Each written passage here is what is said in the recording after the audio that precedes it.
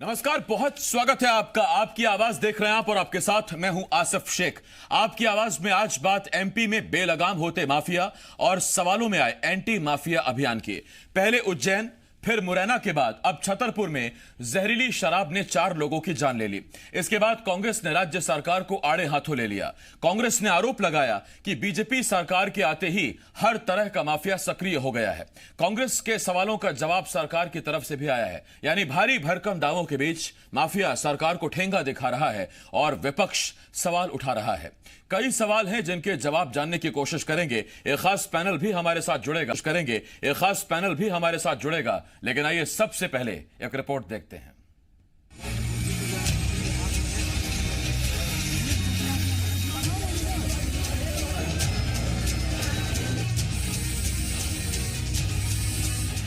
पहले उज्जैन, फिर मुरैना और अब छतरपुर में जहरीली शराब ने कई लोगों की जान ले ली। मुरैना में जहरीली शराब की वजह से हुए 25 लोगों की मौत का मातम अभी खत्म भी नहीं हुआ था कि शराब माफिया ने इस बार छतरपुर में कहर बरपाया है। बेलगाम होते माफिया और लगातार मरते आम आदमी का मुद्दा सियासत ने हाथों हाथ लिया। पूर्व सीएम कमलनाथ ने ट्वीट कर सीधा सीएम से सवाल पूछा, कहां है सरकार का एंटी माफिया अभियान। कमलनाथ के ट्वीट के बाद कांग्रेस एक तरफ जहां शराब माफिया को लेकर सरकार पर हमला बोल रही है, तो वहीं बेटियों की सुरक्षा को लेकर भी कांग्रेस ने सरकार पर निशाना साधा। उच्च पदस्थ न तो किसी मंत्री का इस्तीफा हुआ,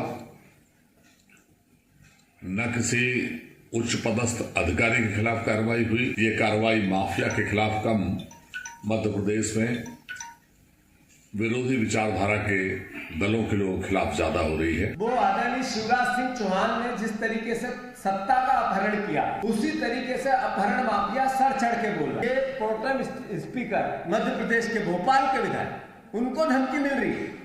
ये शिवराज सिंह जी का असली चेहरा है, उनके सरकार का असली चेहरा। प्रदेश में शराब माफिया लगातार पैर पसार रहे हैं। बदमाश प्रोटेम स्पीकर को धमकी दे रहे हैं, बेटियों के साथ रेप हो रहे हैं, और ये सब ऐसे वक्त में हो रहा है जब निकाय चुनाव सिर पर आ गए। कांग्रेस सरकार को आड़े हाथों ले रही है, तो वहीं जवाब सरकार की तरफ से भी आया।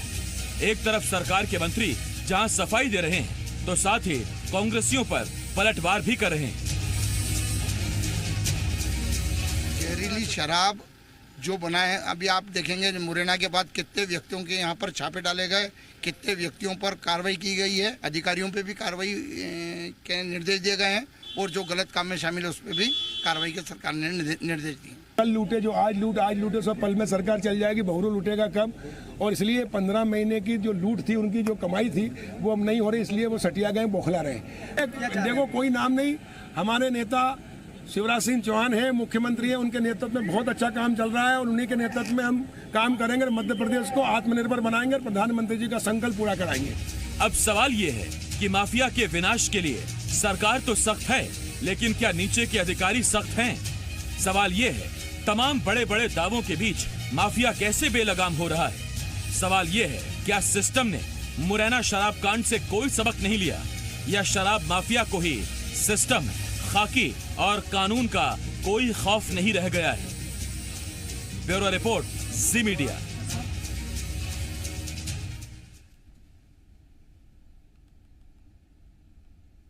शराब माफिया, खनन माफिया, रेत माफिया, तमाम माफिया सक्रिय हैं और कहने को प्रदेश में एंटी माफिया अभियान चल रहा है। विपक्ष सरकार पर हमलावर है। हमारे साथ एक खास पैनल जुड़ेगा। कुणाल चौधरी जी हमारे साथ कांग्रेस के विधायक जुड़ गए हैं।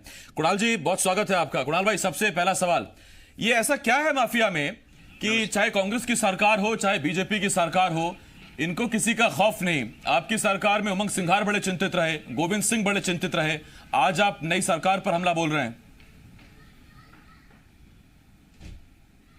देखिए, मुझे लगता है कि हर बार बैठ के यही बात करना मीडिया और बीजेपी का कि कांग्रेस के ऊपर ठीकरा फोड़ देना। 15 साल भारतीय जनता पार्टी की सरकार रही जिसमें माफिया फला फूला बेहतर हुआ। एक साल कमलनाथ जी की सरकार में पूरी तरीके से माफिया अभियान चला। उसी का नतीजा आपने देखा होगा कि इंदौर में कई बड़े बड़े माफिया ध्वस्त हुए। जिस तरीके से माफियाओं के खिलाफ कार्रवाई हुई, चाहे मंदसौर की घटना की आप बात करो कि वहां पे पशुपतिनाथ जी पे 250 करोड़ की जमीन पे कब्जा था, उस जमीन को माफिया से कराया गया और अलग अलग माफियाओं के खिलाफ एक अभियान की शुरुआत करी गई। इससे पहले कभी आपने माफिया के खिलाफ अभियान की शुरुआत नहीं करी थी। और वही माफिया जिसने पैसा लगा के मध्य प्रदेश के विधायकों को खरीद के मध्य प्रदेश की बेहतर सरकार को गिराने के लिए भारतीय जनता पार्टी के साथ पैसा लगाने का काम किया। और आज जब भारतीय जनता पार्टी सरकार में आई तो मुंह चलाने में तो इतने बड़े माफिया के खिलाफ कार्रवाई करेंगे कि ऐसे मुंह चलाते मध्य प्रदेश के मुख्यमंत्री आते हैं, गाड़ देंगे, टांग देंगे, उल्टा लटका देंगे और अपन बड़े अलग बोर्ड के अंदर है। फिर गृह मंत्री आएंगे तो रोज कांग्रेस पे और इधर बात करेंगे। अभी आपकी बाइट में देख रहा था, जो कमल पटेल को माफिया के खिलाफ बात करनी थी, बोले आत्मनिर्भर मध्य प्रदेश बनाएंगे। क्या माफिया मारता जा रहा है, माफिया लोगों की जानें ले रहा है और किस तरीके का आत्मनिर्भर बना रहे? क्या शासन प्रशासन का भय खत्म हो गया? क्या इंसानों को खुद अपने आप को काम करना पड़ेगा? 13 के लगभग रोज बलात्कार पिछले एक साल में जब से मध्य प्रदेश में भारतीय जनता पार्टी की सरकार आई है, आप एवरेज निकालेंगे तो इस प्रकार की स्थितियां रोज देखते घटनाएं, कहीं श्योपुर की देख रहे हैं, कहीं भिंड की, अलग अलग घटनाओं के अंदर रेत माफिया पुलिस को दबा रहा है और पुलिस के चौकी इंचार्ज कह रहे हैं कि हमें डर है कि कहीं हमारे ऊपर गाड़ियां नहीं चला दे। तो एक सेकंड, तो गृह मंत्री को चिंता किसकी हो रही है? वो जो किसान विरोधी कंगना रनावत की, बिल्कुल अच्छा है, कोई बाहर आए उसको आप सिक्योरिटी दीजिए, उनको दीजिए, पर पुलिस को तो उतनी ताकत दो कि कम से कम उनको भय से मुक्त रहे। मध्य प्रदेश का जो एक मोहनलाल सोहनलाल जो भी पुलिस वाला है, जो यहीं पे पला बड़ा, जो यहाँ नौकरी करता है, उसको अपनी जान की फिक्र है कि माफिया कहीं उसके ऊपर गाड़ियां नहीं चढ़ा दे। तो जो माफिया राज पनपा है उसको पूरी ताकत के साथ प्रदेश की सरकार दे रही है। गृह मंत्री को और मुख्यमंत्री को इस्तीफा दे देना चाहिए। बड़ी बड़ी बातें करके जिस प्रकार से रोज बोलते हैं, शराब माफिया इनका प्रिय है। करता हूं मनीष दीक्षित जी का, वरिष्ठ पत्रकार है, हमारे साथ जुड़ गए हैं। मनीष जी, बहुत बहुत स्वागत है आपका इस डिबेट में। मनीष जी, मैं आपके पास आऊंगा, लेकिन उससे पहले कुणाल चौधरी जी से एक सवाल और पूछ रहा हूं मैं। कुणाल भाई, ये इत्तेफाक है क्या कि जब बीजेपी की सरकार है तो कांग्रेसी कहते हैं कि 80% कांग्रेस कार्यकर्ताओं को परेशान किया जा रहा है, बाकी तो माफिया पर नाम के लिए कार्रवाई हो रही है, और जब आपकी सरकार थी तो बीजेपी कहती थी कि माफिया पर कम और हमारे लोगों पर ज्यादा कार्रवाई हो रही है। तो ये टारगेट करके संबंधित विचारधारा के कार्यकर्ताओं पर कार्रवाई होती है या दरअसल माफियाओं का जुड़ाव सियासी दलों से है, इसीलिए कार्रवाई की जद में वही लोग आते हैं जिन पर कार्रवाई पर फिर आपत्ति होती है? देखिए, पहली बात, जब कांग्रेस में कार्रवाई हुई थी, इंदौर में क्या कार्रवाई हुई थी, मनीष दीक्षित जी से आप पूछिएगा कि ये बताएंगे कि कितने बड़े माफियाओं पर कैसे कार्रवाई हुई थी। मंदसौर के अंदर पशुपतिनाथ जी पे कोई भी दर कि बिल्कुल माफिया था और माफिया के खिलाफ एक लगातार रेगुलर रूप से कार्रवाइयां चलने का काम हो रहा था। चाहे ग्वालियर की बात करो, चाहे अलग अलग जगहों की बात करो, आज क्या कार्रवाई चल रही? मुझे एक मध्य प्रदेश के अंदर सिर्फ अधिकारियों को टारगेट दे दिया कि तुम लिस्ट बना के ले आओ। एक घर को किसी का गरीब का तोड़ते और उसको 3-3 बोले माफिया थे। गरीब के घर को तोड़ के माफिया अभियान नहीं होता है। जो माफिया है एक्चुअल उसकी कमर तोड़ने की कोशिश करना चाहिए, पर सरकार जब पैसा लेगी मुंह से खाएगी तो आंख से शर्माना पड़ेगा। कहां से वो पैसा आया होगा जिसमें 50-50 करोड़ के विधायक खरीदे होंगे? कहां से वो पैसा आया होगा जिसमें 40-40 करोड़ के चुनाव भारतीय जनता पार्टी ने लड़ोगे? ये वही पैसा है जो माफिया के माध्यम से, जो भारतीय जनता पार्टी के नेताओं का रूट है, जो 15 साल लूटा है, उसके पैसे को माफिया के द्वारा लगाया गया है। और वही माफिया जब चुनाव आता है, कई समय आता है, तो भारतीय जनता पार्टी को पैसा देते हैं। माफिया राज भारतीय जनता पार्टी की पहचान है। सरकार में बैठे लोग तो सर्कस चला रहे और माफिया इस मध्य प्रदेश की सरकार को चला रहा। मैं कुणाल भाई लौट रहा हूं इस पर आपके पास। मनीष सर, आपके पास आ रहा हूं। मनीष सर, कहने को दावे बड़े बड़े एंटी माफिया अभियान चल रहा है, मुख्यमंत्री भी कई मंचों से कई बार माफियाओं को चेता चुके हैं, लेकिन आपको कोई खौफ, कोई नकेल, कोई लगाम माफिया पर दिख रही है क्या?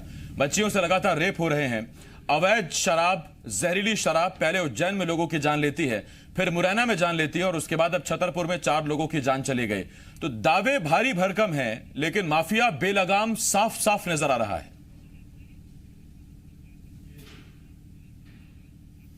बिल्कुल सही है आसिफ। इसमें एक्चुअली क्या हो रहा है कि जो इंटेंशन है सरकार की वो तो चलो समझ में आती है कि भाई आप माफिया के खिलाफ कदम उठाने की बात कर रहे हैं, आप ऐसे लोगों को टांगने की बात कर रहे हैं जो जिसको बोलते हैं इलीगल एक्टिविटीज में लगे हुए हैं। अब छतरपुर वाली घटना आसिफ इसलिए और चिंताजनक है क्योंकि आप देखो उसके पहले उज्जैन और फिर मुरैना दो घटनाएं बड़ी हुई, दोनों पे एसआईटी बनी, एसआईटी बनती है, एसआईटी की रिपोर्ट का क्या हुआ वो किसी को नहीं मालूम। और एक बिल्कुल जिसको आम भाषा में अगर हम बोले तो आप ये मान के चलो कि कोई भी क्राइम किसी भी पुलिस थाने के जिसको बोलते हैं कि उसको बिना नॉलेज के नहीं होता। और अब जबकि आप जब देख रहे हैं कि पूरी सरकार लगी हुई है कि भाई हमको शराब माफिया को बंद करना है, ये जो नकली शराब होती है इसको बंद करना है, इसके बावजूद भी आप इसकी जो साइंस है कच्ची शराब की उसके लिए जिसको बोलते हैं कच्चा माल लगता है, तो वो कच्चा माल डिस्टिलरी से निकलता है, उसमें एक्साइज वालों की मिली भगत जब तक नहीं होगी तब तक वो कच्चा माल छोटी छोटी जगहों पर नहीं पहुंचेगा। तो इसका मतलब ये है आसिफ कि पुलिस और एक्साइज विभाग ये दोनों मुख्यमंत्री की या सरकार की जो मंशा है उस पर पलीता लगा रहे हैं, क्योंकि इतने ज्यादा वार्निंग के बावजूद, इतने ज्यादा एग्रेशन के बावजूद अगर ऐसी घटनाएं हो रही हैं तो ये सोचने की बात है सरकार के लिए कि क्या उस विभाग के आला अधिकारी उस पद पर रहने लायक हैं कि नहीं है जो सरकार की मंशा को जमीन पर नहीं उतार पा रहे। ठीक, मनीष सर एक सवाल मेरा आपसे और भी है, केमिकली जो शराब बनती है जिसे हम केमिकल शराब या जहरीली शराब या इंस्टेंट शराब कहते हैं जिसमें फर्मेंटेशन वो सड़ाने गलाने उसकी प्रक्रिया नहीं होती, ओपी केमिकल और स्पिरिट इनका इस्तेमाल किया जाता है। दो बातें बहुत सीधी सी हैं सर, वो ये कि मुरैना और उज्जैन की जब हालिया घटना हुई तो या तो प्रशासन उसके बाद से चेता नहीं या फिर दरअसल प्रशासन को कोई फर्क तो पड़ता नहीं, कोई फर्क पड़ा नहीं इसीलिए इस तरह की घटनाएं हो रही हैं, या फिर शराब माफिया को फर्क नहीं पड़ रहा कि अभी मुरैना का कांड हुआ है इतना बड़ा, सरकार एक्टिव है, प्रशासन एक्टिव है, कुछ दिन ये काम रोक लें, घटनाएं लगातार हो रही हैं। दोनों बातों में से कोई एक बात तो है। बिल्कुल सही है, जिसको बोलते हैं कि सरकार का खौफ शायद इन लोगों में नहीं है क्योंकि इतनी जैसा मैंने पहले भी बोला कि इतनी ज्यादा एग्रेशन अगर मुख्यमंत्री जी दिखा रहे हैं किसी मुद्दे पर और इतनी दो बड़ी बड़ी घटनाएं जिससे मध्य प्रदेश शर्मसार हुआ है। भाई आप देखो 24 परिवार वहां उजड़ गए, उज्जैन में 18-20 लोग वहां बेचारे जहरीली शराब में चले गए और 4 लोग छतरपुर में चले गए। तो इसका मतलब यह है कि जो एक आम जनता में एक बात चलती है कि शराब का पैसा हुआ, ट्रांसपोर्ट का पैसा हुआ, ये नीचे से ऊपर तक जाता है। तो कहीं ना कहीं ये जो घटनाएं हो रही हैं इतनी ज्यादा चेतावनी के बाद तो लग रहा है कि जो ये सिस्टम में आ गए हैं या जिन्होंने पैसा दे चुके हैं वो अपने कारनामों से रुक नहीं रहे हैं और उनको लगता होगा कि जितना जल्दी जिसको बोलते हैं कि फास्ट मनी आप लोगे, जितना आपने इन्वेस्ट किया है वो आपको वापस मिल जाए। क्योंकि मुझे नहीं समझ में आता आसिफ कि बिना पुलिस के और बिना एक्साइज के ये इतना बड़ा नजर में आए, इतना बड़ा घोटाला कैसे हो जाए, कांड कैसे हो जाए। ठीक मनीष सर, मैं लौट रहा हूं इस पर आपके पास। और बीजेपी की तरफ से इस पैनल में हमें गिरिराज दंडोतिया साहब, पूर्व मंत्री हैं, पूर्व विधायक हैं, हमें ज्वाइन कर रहे हैं। गिरिराज दंडोतिया साहब, बहुत बहुत स्वागत है आपका चर्चा में। गिरिराज साहब, सबसे पहला सवाल मेरा यह है, प्रदेश में एंटी माफिया अभियान के भारी भरकम दावे, बच्चियों से रेप हो रहे हैं, खनन हो रहा है, छतरपुर में 4 लोग जहरीली शराब पीकर फिर मारे गए, तो क्या ये एंटी माफिया अभियान छुट्टी पर है क्या आजकल? नहीं, सारी कार्रवाई प्रशासन द्वारा की जा रही है। चाहे आप मुरैना में शराब की जो घटना हुई उसमें एसपी, कलेक्टर, एसडीओपी और आबकारी अधिकारी को तत्काल हटा दिया गया। और जहां भी जो भी माफिया, चाहे वो भूमि माफिया हो, चाहे वो खनन माफिया हो, चाहे वो जैसा भी बड़ा गुंडे से गुंडा हो और आतंकित गुंडा हो, और उसको जमीन में गाड़ने की जो बात माननीय शिवराज सिंह जी ने कही है वो बात यथार्थ सत्य सामने आ रहा है। चाहे वो मिलावटखोर हो, हर शख्स के खिलाफ कार्रवाई की जा रही है और उसमें कोई ढिलाई नहीं है। प्रशासन पूरी तरह से लगा हुआ है अपने काम में। अब सब चीज का कोई सफाई नहीं, गिरिराज जी, चाहे मंच हो चाहे डिबेट में, जानता हूं आप बड़ी बेबाकी से अपनी बात रखते हैं। मेरा छोटा सवाल आपसे ये, मुरैना शराब कांड के बाद एसआईटी का गठन ही इसलिए किया गया था कि जहां तक मिली भगत होगी सब पर कार्रवाई की जाएगी और दूसरी इस घटना कोई इस तरह की दोहराई ना जा सके। मुरैना के बाद लीजिए छतरपुर से 4 लोगों की और जान चली गई इस जहरीली शराब पीने में। और मेरा आपसे एक सवाल, जरा बता दीजिए सर, टीआई स्तर से ऊपर के किसी अधिकारी के खिलाफ मामला दर्ज हुआ हो या फिर उस पर कार्रवाई हुई हो? रही बात कलेक्टर एसपी हटाने की, तो आपने नए जिले में पदस्थ कर दिया सर, वहां नई पदस्थापना नई व्यवस्था वो जमाएंगे, क्या दिक्कत है उसमें? ऐसा है, कोई कानून अपनी कार्रवाई करता है, सैद्धांतिक कार्रवाई की गई, लेकिन शराब का जो चल रहा है उसकी जांच चल रही है और एकाएक सब चीजें सफाई नहीं हो जाती है। 15 महीनों में जो हालत खराब हुए थे उसको सुधारने में थोड़ा बहुत तो टाइम लगेगा। 15 महीने में शराब का खुलेआम तांडव हुआ और पूरे प्रदेश में शराब पर कोई पाबंदी नहीं थी और छोटी छोटी मशीनें लगाकर लोगों ने जमा कर ली थी और उनको हटाने में, उनको पकड़ने में प्रशासन को भी समय चाहिए और शासन भी कार्रवाई कर रहा है। इसमें जल्दबाजी की बात ही नहीं है। जो पकड़ में आ रहा है उसके खिलाफ कार्रवाई हो रही है, चाहे वो मिलावटखोर हो और चाहे वो भूमि माफिया हो, चाहे वो शराब हो, चाहे वो रेत प्रकरण हो, जो भी होगा वो आएगा और उसके खिलाफ कार्रवाई होगी और कार्रवाई जारी है। शराब कांड में जो 24 लोगों की मौत हो गई सर, उसमें किसी भी बड़े अधिकारी और किसी हेड कांस्टेबल से ऊपर की किसी अधिकारी की कोई मिलीभगत नहीं थी।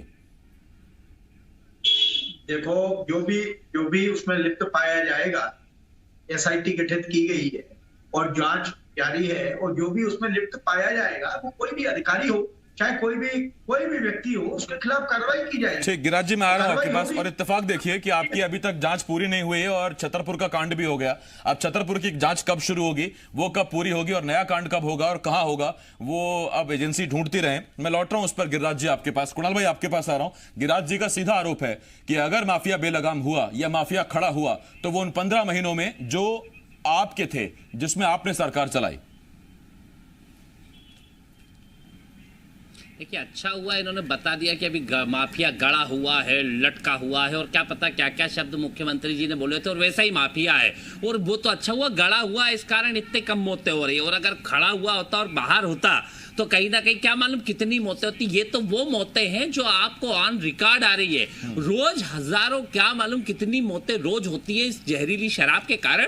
और 12-15 महीने सरकार किसकी, अब ये कुछ दिन मंत्री रहे पर ये इनको हटा दिया गया तो अब ये इनको थोड़ी गुलामी तो करनी पड़ेगी। वहां पे क्या स्थिति है क्या नहीं है ये एक एक व्यक्ति जानता है। एसआईटी क्यों बनती है, आज तक किस एसआईटी की रिपोर्ट आ गई? 6 किसानों की हत्या मंदसौर में हुई, उस पर एसआईटी बनाई, आज तक उसकी किसकी रिपोर्ट आ गई? इससे पहले कितनी एसआईटीयां बनी, उनकी कितनी रिपोर्ट आ गई? एसआईटीयां सिर्फ बचाने के लिए बनाई जाती है। आप ही की सरकार ने माना था मंदसौर मामले में कोई जिम्मेदार नहीं है। हाँ तो एसआईटी ने दिया ना, एसआईटी ने दिया ना।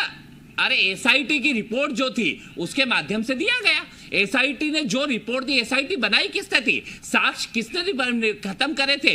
लोगों की मौतें होती जा रही है, कोई जिम्मेदार नहीं है। बढ़िया राम राज जिनके राज में चल रहा है और सब भैया 15 महीने की सरकार कांग्रेस की थी, गलती उसी की। 15 साल ये रहे, 15 महीने अभी से ये है, कोई इनकी गलती नहीं। इनने तो बहुत बढ़िया काम कर रहे हैं, बहुत राम राज्य चला रहे। स्पष्ट है माफिया ने जिससे इनको खरीदा गया था ना, जिससे बिकेते खरीदे गए थे और जिनके माध्यम से चुनाव लड़े ना, उस पैसे को निकालने के लिए माफिया ने जो पैसा दिया है उसकी वसूली करने का काम कर रहा है। मैं कुणाल भाई आ रहा हूं इस पर आपके पास। कलेक्टर को सिर्फ इस कुणाल भाई आता हूं मैं आपके पास। गिरिराज जी अब बड़ा कंफ्यूजन है। गिरिराज जी कंफ्यूजन इस बात को है कि मध्य प्रदेश में अब नशा बंद करने के लिए क्या करेंगे सर? उमा भारती की मांग पर शराबबंदी करेंगे या नरोत्तम मिश्रा के आइडिया के मुताबिक शराब की दुकानें बढ़ाएंगे? या मुख्यमंत्री कह रहे हैं कि जन जागरूकता की आवश्यकता है, पीने वाले रहेंगे तो पिलाते भी रहेंगे। तो लीजिए सर, वो जहर पिला रहे हैं और लोग पीकर मर रहे हैं। भारती जी सीनियर नेता हैं और जो भी उन्होंने कहा है वो सत्य है और उनके साथ पार्टी खड़ी है, शासन प्रशासन खड़ा है। और गलत दारू का इस्तेमाल होगा, दारू के रैपर लगा हुआ है कि दारू स्वास्थ्य के लिए हानिकारक है, लेकिन उसके बाद भी लोग उसका इस्तेमाल कर रहे हैं, तो उसके खिलाफ जागरूकता अभियान चलाना हर व्यक्ति का परम कर्तव्य है। ठीक, गिरिराज जी मैं आ रहा हूं आपके पास। मनीष सर, ये जो नूरा कुश्ती है सर, ये बड़ी खतरनाक है। डिबेट में एक दूसरे पर आरोप लगाएंगे कि इनकी सरकार ने ये किया, इनकी सरकार ने ये किया। जब कांग्रेस की सरकार आई तो बताया कि ना सिंहस्थ में कोई घोटाला हुआ, ना पौधरोपण में कोई निकलकर सामने आया और ना मंदसौर मामले में। और अब जब बीजेपी की सरकार आई तो आते ही मंत्रियों की एक समिति बना दी गई कि पता करिए कमलनाथ सरकार की शुरुआत के 6 महीनों में क्या गड़बड़ी हुई। आज तक उस मंत्री परिषद की कोई जांच रिपोर्ट नहीं आई। आज तक नहीं बताया गया कि कौन कौन से गलत आर्थिक फैसले लिए गए, कमलनाथ सरकार ने कहां घोटाला किया। ये 15 साल गिरिराज जी एक मिनट, गिरिराज जी आपसे सवाल नहीं, मनीष जी से। गिरिराज जी एक मिनट। पिछले 15-20 साल की अगर अपन हिस्ट्री उठा के देखें तो जब ये सत्ता परिवर्तन हुआ था, कांग्रेस से बीजेपी पहली बार आई थी और जब उमा जी मुख्यमंत्री बनी थी तो उस दौरान, चुनाव के दौरान उमा जी ने दिग्विजय सिंह पे बहुत आरोप लगाए थे कि दिग्विजय सिंह की सरकार ने ये भ्रष्टाचार किए, वो भ्रष्टाचार किए। और आप देखिए तब से लेकर आप आज तक अगर अपन 2003 से कैलकुलेट करें तो 18 साल हो गए हैं, वो आरोप अभी तक साबित नहीं हुए हैं। तो ये नूरा किश्ती है, राजनीतिक दल है, ये राजनीति कर रहे हैं, बट इनको सोचना चाहिए कि जिनकी कॉस्ट पे ये राजनीति कर रहे हैं, जिनकी मौत हो रही वो आपके मतदाता हैं, जिनके कारण आप लोग वहां पर पहुंचते हो। तो अगर शराब बंद नहीं कर सकते आप तो ऐसा सिस्टम प्रदेश में बने कि नकली शराब के जो कारखाने हैं, जो अवैध हैं, जो बिना किसी सरपरस्ती के नहीं चल सकते, और वो भी इतने टाइट माहौल में। जबकि मुरैना शराब कांड हुआ है, हिम्मत कैसे होती है कि नकली शराब बनाई और बेची जा सके। लगाने से कोई बिल्कुल ठीक है। मनीष सर बहुत धन्यवाद आपका हमारे साथ जुड़ने के लिए। कुणाल भाई, गिरिराज जी, मनीष सर बहुत धन्यवाद आपका हमारे साथ जुड़ने के लिए, इस डिबेट का हिस्सा बनने के लिए। छोटे से ब्रेक के लिए हमें रुकना होगा। ब्रेक के बाद छत्तीसगढ़ का बड़ा मुद्दा है, बहुत जल्द लौट रहे हैं, कहीं मत जाइएगा।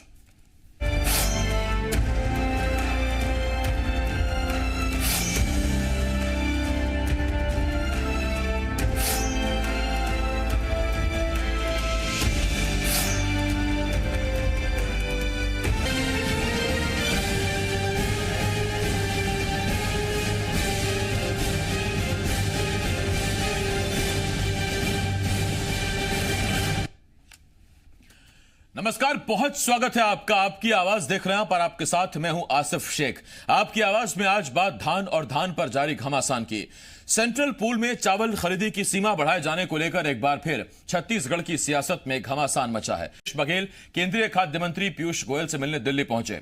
बघेल सरकार की मांग है केंद्र अपना वादा निभाए और सेंट्रल पूल में कम से कम 40 लाख मीट्रिक टन चावल खरीदे, जबकि केंद्र सरकार 24 लाख मीट्रिक टन से ज्यादा खरीदी को अभी तैयार नहीं है। राज्य सरकार की दलील है अगर केंद्र खरीदी को नहीं बढ़ाता है तो फिर राज्य सरकार को 2,500 करोड़ रुपए से ज्यादा का नुकसान होगा। तो वहीं आलम यह है कि धान खरीदी खत्म हुए 15 दिन गुजर चुके हैं, अभी भी खरीदी केंद्रों पर धान यूं ही रखा हुआ है। कई सवाल हैं जिनके जवाब जानने की कोशिश करेंगे। एक खास पैनल भी हमारे साथ जुड़ेगा। तो आइए शुरू करते हैं आपकी आवाज।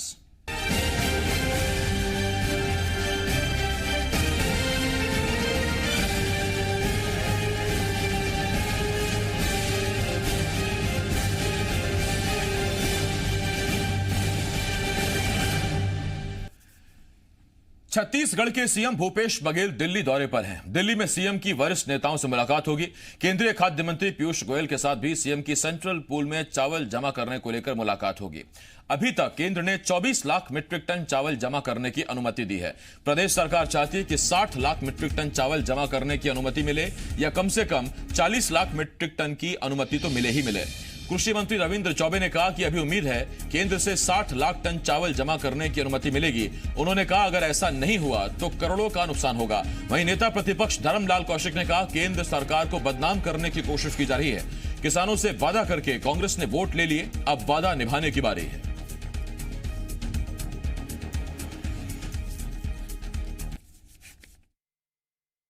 लगातार केंद्र सरकार से हम अनुरोध कर रहे हैं। छत्तीसगढ़ में केंद्र सरकार ने प्राथमिक चर्चा में 60 लाख मीट्रिक टन चावल लेने की सहमति दी थी। अब यहाँ के किसानों का हम लोगों ने 90 लाख मीट्रिक टन धान की खरीदी किया है। उसके बाद अगर केंद्र सरकार सहमति देने में देर कर रही है तो संशय तो है। और सौभाग्य है कि आदरणीय मुख्यमंत्री जी लगातार केंद्र सरकार के सभी मंत्रियों से आग्रह कर रहे हैं। आज अभी दिल्ली गए हैं तो पीयूष गोयल जी से उनका अपॉइंटमेंट है, उनसे भेंट होना है संभव। केंद्र सरकार तो मदद कर रही है, लेकिन केवल उसको बदनाम करने के लिए छत्तीसगढ़ के पूरे कांग्रेस और उसकी सरकार लगी हुई है। सरकार बनाने के लिए आपने वादा किया, सरकार बना दिए, वादा भूल गए और आज जिस प्रकार से किसान को लेकर के, धान को लेकर के राजनीति करना शुरू किए हैं, इससे काम चलने वाला नहीं है। आपने यदि घोषणा किया है तो आपको वादा निभाना पड़ेगा। वादा किया है तो निभाना पड़ेगा, ये बीजेपी का कहना है। 3 खास मेहमान हमारे साथ जुड़ रहे हैं। हमारे साथ अजय साहू जी कांग्रेस की तरफ से, बीजेपी की तरफ से अमित चिमनानी साहब, और राजनीतिक विश्लेषक अजय चंद्राकर जी हमारे साथ जुड़ रहे हैं। मैं आप तीनों का बहुत बहुत स्वागत करता हूं। अजय चंद्राकर जी, अमित चिमनानी जी और अजय साहू जी, बहुत बहुत स्वागत है आपका चर्चा में। सबसे पहला सवाल मेरा अजय साहू जी से।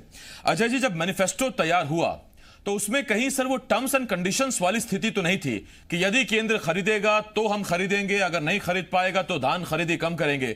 छत्तीसगढ़ में 1 लाख पंजीकृत किसान अपना धान नहीं बेच पाया, क्यों सर? देखिए आसिफ जी, हमने अपने घोषणा पत्र में जो बातें कही थी हम उस पर अडिग हैं। उससे 1 इंच भी पीछे हटने का सवाल ही पैदा नहीं होता। जो लोग आज हम पर प्रश्न उठा रहे हैं उन लोगों ने तो 57 लाख मीट्रिक टन से अधिक धान की खरीदी कभी नहीं की। हमने तो 91 लाख मीट्रिक टन धान खरीदा है। लेकिन मैं आपको ये बताना चाहूंगा आसिफ जी, केंद्र सरकार ने जब ये सैद्धांतिक सहमति दी थी कि हम सेंट्रल पूल में राज्यों से, छत्तीसगढ़ से 60 लाख मीट्रिक टन चावल हम लेंगे, तो यही भारतीय जनता पार्टी के नेता हैं जिनके आज सुर बदले हुए हैं। उन लोगों ने कहा था कि राज्य सरकार किसानों से जो धान खरीद रही है उसका कोटा बढ़ाए। इस तरीके की बातें कर के ये सब किसानों को बरगलाने का काम कर रहे थे, किसान सत्याग्रह करने का काम कर रहे थे। लेकिन केंद्र की जो मोदी जी की सरकार है उसका चरित्र सामने आने के बाद इनके सुर बदले हुए हैं। ये कह रहे हैं वादा किया है तो निभाना पड़ेगा। अरे हम तो वादा करते हैं तो निभाते हैं और निभाएंगे, उसकी कहीं कोई चिंता नहीं है। आपकी केंद्र सरकार ने जो हमसे सैद्धांतिक सहमति दी थी उससे केंद्र सरकार पीछे क्यों हट रही है? और हम आपके जो भारतीय जनता पार्टी के 9 सांसद छत्तीसगढ़ से जीते हुए हैं, इन्हीं किसानों के बदौलत जीते हुए हैं, तो उनके साथ ये अन्याय होते हुए जो उनके निर्वाचित सांसद है वो कैसे देख रहे हैं? इस तरीके के कृत्य में भारतीय जनता पार्टी जिस तरीके से राजनीतिक रोटी सेकने का काम कर रही है, ये इसकी कड़े शब्दों में हम निंदा करते हैं। और ये कहते हैं कि सांसद लोग कम से कम एक पत्र तो लिखें प्रधानमंत्री जी को कि भाई आपने घोषणा की थी 60 लाख मीट्रिक टन चावल उठाने की, अब हम आप अनुमति क्यों नहीं दे रहे हो? ये जो किसानों का चावल राज्य सरकार ने खरीद कर रखा हुआ है ये कहां जाएगा? इस तरीके की जो चीजें हैं, कांग्रेस शासित जो राज्य हैं वहां की राज्य सरकारों को किसी भी ना किसी तरह परेशान करने का जो हथकंडा केंद्र की सरकार अपना रही है वो भी बहुत ही निंदा करने का विषय है। अजय जी, इस पर आता हूं मैं आपके पास। अभी तो बहुत से कुछ सवाल पूछने हैं मुझे आपसे। अमित चिमनानी जी, आपके पास आ रहा हूं। सर, पेशे से आप सीए भी हैं, हिसाब किताब आपका सॉलिड रहता है, बिल्कुल चोखा रहता है। तो मेरा सीधा सवाल आपसे यह, सैद्धांतिक अनुमति जब 60 लाख मीट्रिक टन की केंद्र सरकार ने एफसीआई के जरिए सेंट्रल पूल में दे दी, उसके बाद सर अब सरकार कह रही 40 लाख मीट्रिक टन खरीद लीजिए, बाकी बचा हम पीडीएस में लगा देंगे, कहीं से जुगाड़ कर लेंगे, लेकिन कम से कम 40 लाख मीट्रिक टन खरीद लीजिए। मुझे याद है कि जब 60 लाख मीट्रिक टन की सैद्धांतिक अनुमति मिली तो यही छत्तीसगढ़ बीजेपी है जिसने कहा था कि अब राज्य सरकार को 1 करोड़ 20 लाख मीट्रिक टन धान कम से कम किसानों से लेना चाहिए और सीमा बढ़ाकर 1 एकड़ पर 15 क्विंटल नहीं बल्कि 20 क्विंटल प्रति एकड़ धान किसानों से लेना चाहिए। सर, आप मुझे बताइए कि आप सेंट्रल पूल में चावल लेंगे नहीं, जूट के बारदाने जो आएंगे वो सरकार की अपेक्षा के मुताबिक आप देंगे नहीं, जीएसटी का पैसा सरकार को पहुंचेगा नहीं, तो फिर राज्य सरकार अपने दम पर कहां तक खींचेगी व्यवस्था? बहुत अच्छे प्रश्न आपने किए। आपकी अनुमति से इन प्रश्नों का भी जवाब रखने का प्रयास करता हूं, कुछ और तथ्य भी सामने रखूंगा। जीएसटी के पैसे को लेकर जब तक ये भ्रम फैला रहे थे तब तक 2/3 पैसा आने का आदेश हो चुका है। जीएसटी की जितनी भी क्षतिपूर्ति है सरकार ने कह दिया हम दे रहे हैं, 2/3 पैसा आ भी रहा है। जो बारदाने की बात है, बार बार हम स्पष्ट कर चुके हैं। विधानसभा में इनके खाद्य मंत्री अमरजीत भगत साहब ने भी जवाब दिया। इन्होंने कहा कि हमने पैसा ही 1,45,000 बारदाने का दिया था, 3.5 लाख बारदाने खरीदने थे इनको। इन्होंने पैसे ही समय पे नहीं दिए क्योंकि ये प्रदेश को कंगाल कर चुके हैं। और यहाँ पर जो राजनीति चल रही है आसिफ जी, मैं एक तरफ आपका ध्यान आकर्षित करना चाहूंगा। यहाँ रेस चल रही है, यहाँ 2.5 साल वाला विषय हम सुनते हैं ना, तो गांधी परिवार को यह पसंद आता है कि केंद्र सरकार और मोदी जी की आलोचना कौन व्यक्ति बहुत ज्यादा अच्छी करता है। इसका नंबर मिलता है, रजिस्टर में एंट्री होती है कि भूपेश बघेल जी ने आज मोदी जी के लिए ये आड़ा तिरछा बयान दे दिया, चलो 5 नंबर दे दो, ये अच्छा मान लिया जाएगा। तो ये राजनीति इस प्रकार की चल रही है कि कैसे गांधी परिवार को खुश करना है। छत्तीसगढ़ के लोगों की चिंता नहीं है। आपने एक प्रश्न इनसे पूछा था कि क्या कोई एस्ट्रिक मार्क लगाया था क्या चुनावी घोषणा पत्र में, जैसे चिट फंड कंपनियों और इन्वेस्टमेंट कंपनियों के एस्ट्रिक मार्क होते हैं टर्म्स एंड कंडीशन अप्लाइड के, इनके चुनावी घोषणा पत्र में तो नहीं था। आपने वादा किया 70 विधायक हैं आपके पास, जिसका आप दम भी भरते हैं कि भैया हमारे 70 विधायक हैं, तो क्या करने के लिए हैं? निंदा करने के लिए हैं। शुरुआत में सवाल के जवाब में सर आपने दोनों सवालों के जवाब दिए, अच्छा लगा, लेकिन जो मूल प्रश्न था कि 60 लाख मीट्रिक टन की सैद्धांतिक अनुमति के बाद अब 24 लाख मीट्रिक टन से आगे क्यों नहीं बढ़ रहे हैं आप, उसके पीछे की वजह बताइए सर। मैं उसी के जवाब पे आ रहा था कि पिछले बार की जो इनकी लिमिट थी 28 लाख मीट्रिक टन, वो सितंबर 2020 तक इनको जमा करना था, नहीं किया। फिर बोला कि टाइम बढ़ा दीजिए, 1 महीने बढ़ा दिया, फिर कहा 2 महीने बढ़ा दीजिए, बढ़ा दिया। विधानसभा में इन्होंने कहा कि कुछ भी हो जाए हम 31 दिसंबर तक जमा कर देंगे, लेकिन 3.25 लाख मीट्रिक टन वो कहां गया आज भी इनको नहीं पता है। 800 करोड़ रुपए उसकी राशि होती है माननीय आसिफ जी, 800 करोड़ रुपए। अब आप 28 लाख मीट्रिक टन में 24 लाख मीट्रिक टन जमा कर पाए हो, बाकी का आपको अता पता ही नहीं है। नहीं, मेरे ख्याल से 26 लाख हो गया, शायद 2 लाख बाकी है जो अभी जमा करना है अमित जी। 2 लाख या 3 लाख ये जवाब नहीं दे पा रहे हैं उस चीज का कि वो आखिर गया कहां। तो जो आपकी पुरानी लिमिट थी आप वो नहीं कर पा रहे हैं, उसका जवाब भी नहीं दे पा रहे हैं। उसके बाद आप केंद्र सरकार की निंदा करेंगे, तो ये आपकी राजनीति का हिस्सा है, आप किसानों के हितैषी नहीं। मैं लौट रहा हूं चिमनानी साहब इस पर आपके पास। उसना चावल का जिक्र कर रहे थे आप, जो पिछली बार 28 लाख मीट्रिक टन चावल जमा करना था, 26 लाख सरकार ने कर दिया था, 2 लाख पर सियासत उस पर पहले भी होती रही है। खैर वो मेरी बहस का विषय नहीं है, जो मुद्दा है मैं उसी पर कोशिश करूंगा रहूं। लौट रहा हूं मैं उस पर आपके पास। अजय चंद्राकर जी आपके पास आ रहा हूं।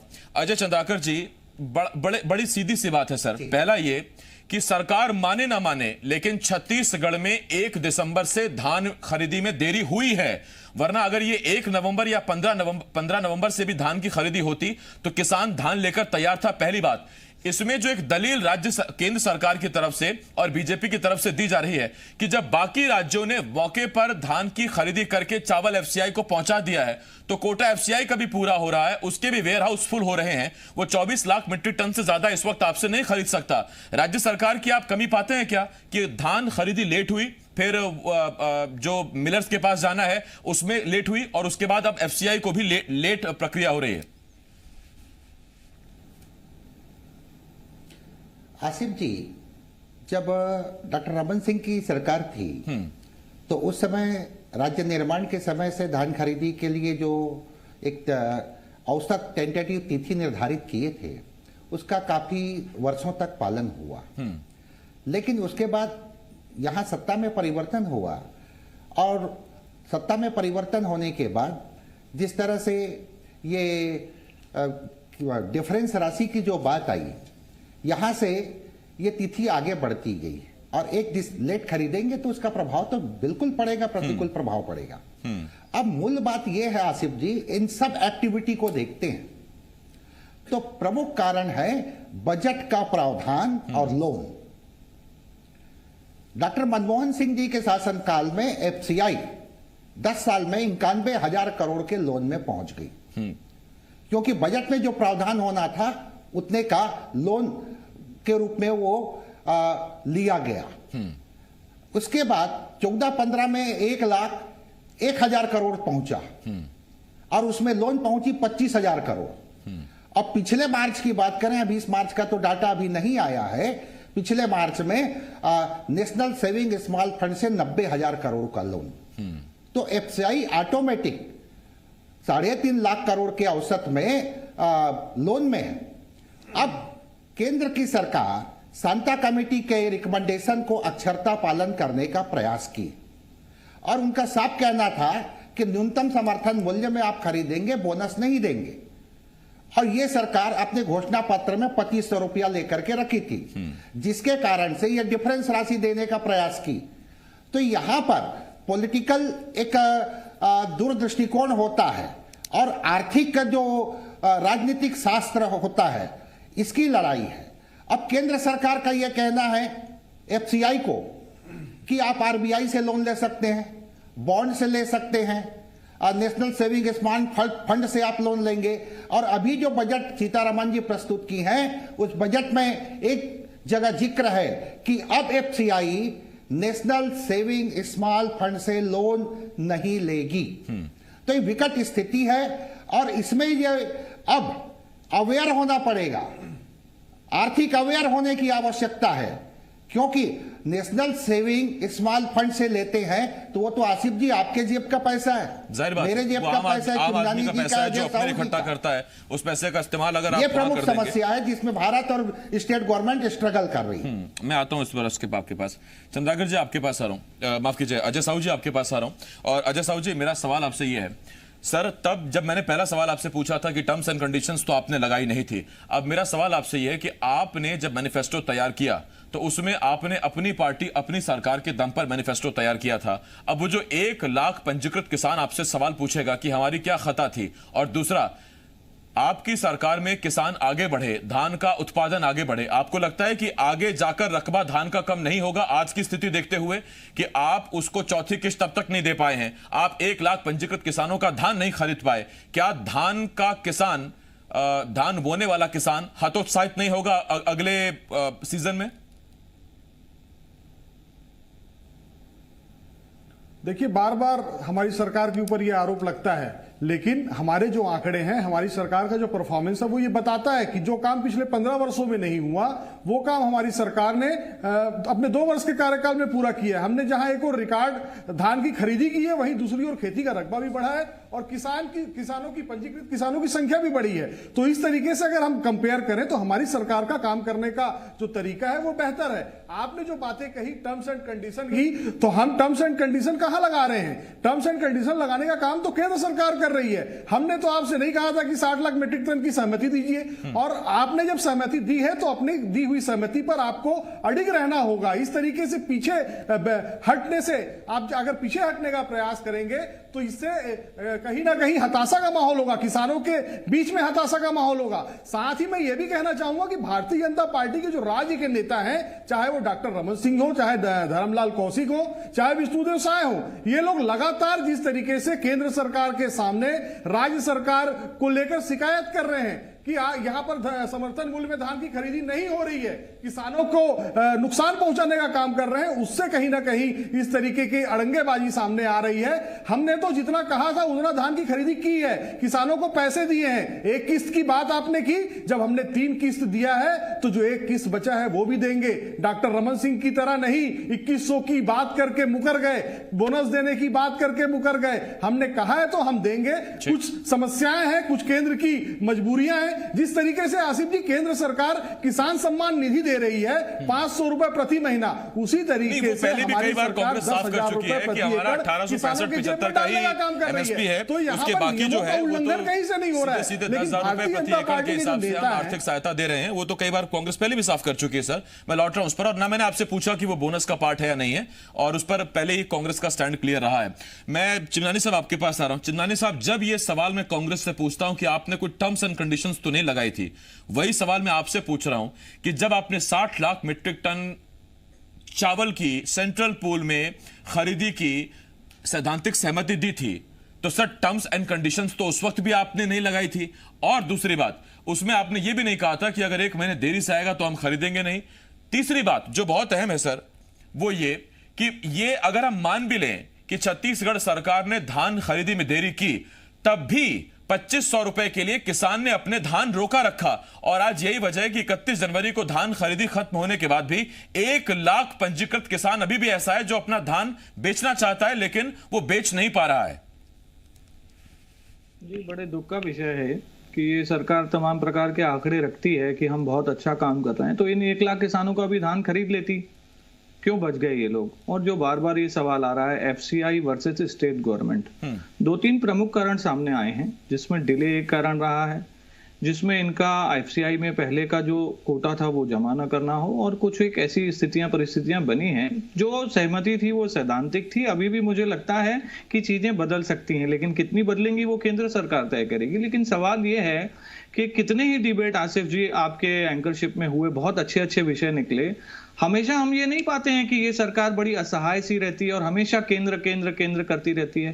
आप राज्य की जिम्मेवारी है क्या, मैं तो समझ ही नहीं पाया आज तक। राज्य अपने बलबूते क्या कर सका है, क्या कर सकेगा, कभी भी मैं इस चर्चा को मैं सुनता नहीं हूं। ये हमेशा बस शिकायत ले लेते हैं या मांग ले लेते हैं। अभी जब 24 लाख टन की एफसीआई से परमिशन मिली थी माननीय आसिफ जी, तब मुख्यमंत्री जी ने आभार किया था। एक फोन पे उनका काम हुआ था, छत्तीसगढ़ के किसानों की स्थिति को समझा गया था। और मैं नहीं कह रहा हूं, मुख्यमंत्री जी ने आभार किया कि नहीं आपने हमारी समस्या को सुन लिया, बहुत यहाँ विकट परिस्थिति पैदा हो गई थी। फिर आप एक दिन शुक्रिया बोलते हैं, फिर दूसरे दिन टीवी चैनल पर भ्रम फैलाते हैं। नहीं तो उसमें सर 60 की अनुमति देखिए, अगर आप 24 की करेंगे तो शिष्टाचारवश आभार तो प्रकट करना ही पड़ेगा।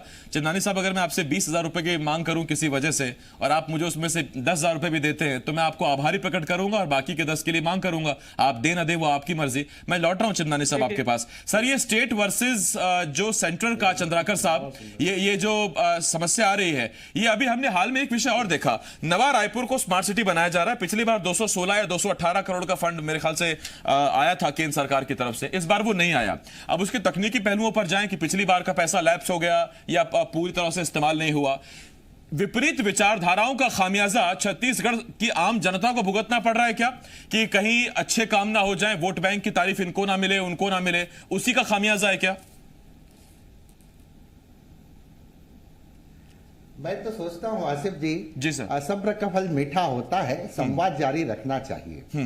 31 दिसंबर को प्रधानमंत्री जी से मुख्यमंत्री जी फोन में बात किए थे और प्रधानमंत्री जी मुख्यमंत्री जी को आश्वासन दिए थे कि इस समस्या का त्वरित निराकरण किया जाएगा।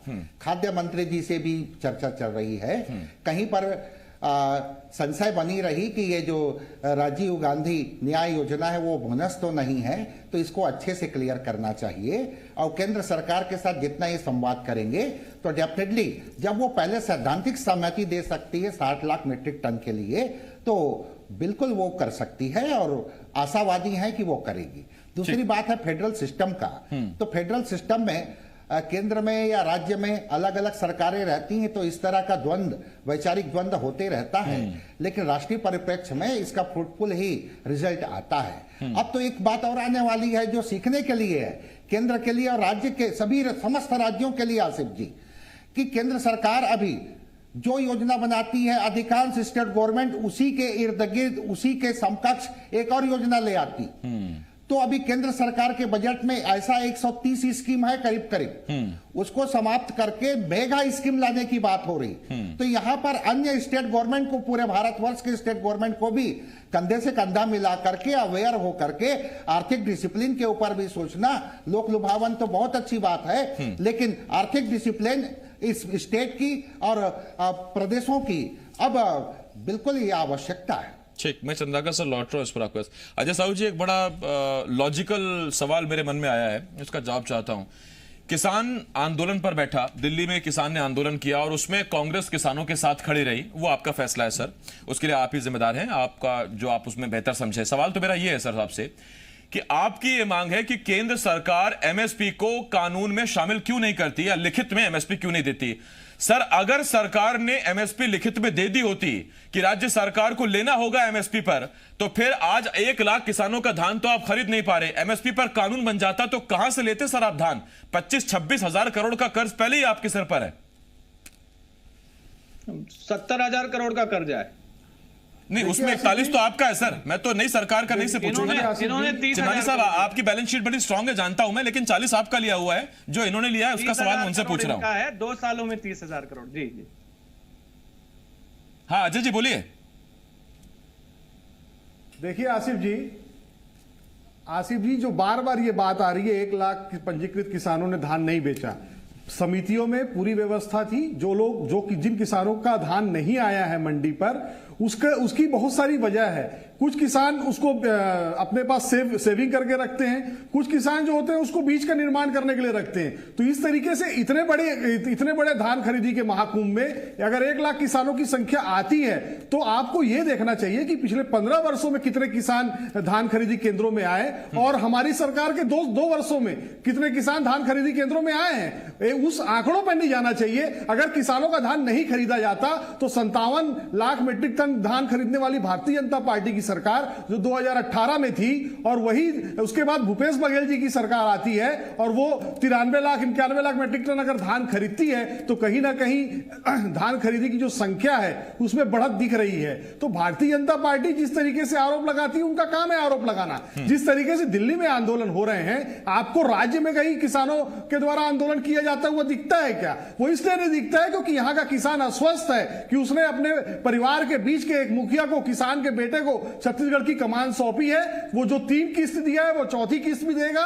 और केंद्र की सरकार कितनी भी अड़ंगे लगा ले, अगर उसने हमसे वादा किया है तो हमारा धान भी खरीदेगा और उसका पूरा दाम भी देगा। ठीक, बहुत बहुत ये आशावाद से भरा बयान था आपका और इसका हम स्वागत करते हैं। और उधर केंद्र से भी हम ये आशा करते हैं कि आपकी आशाओं पर वो खरे उतरे और किसान की आशाओं पर आप खरे उतरे। बहुत धन्यवाद आपका हमारे साथ जुड़ने के लिए। अजय साहू जी, अजय चंद्राकर जी, चिमनानी साहब, बहुत शुक्रिया आपका हमारे साथ जुड़ने के लिए। एक छोटे से ब्रेक के लिए हमें रुकना होगा, लेकिन ब्रेक के बाद भी जी मध्य प्रदेश छत्तीसगढ़ पर खबरों का सिलसिला लगातार जारी है। आप बने रहिए हमारे साथ।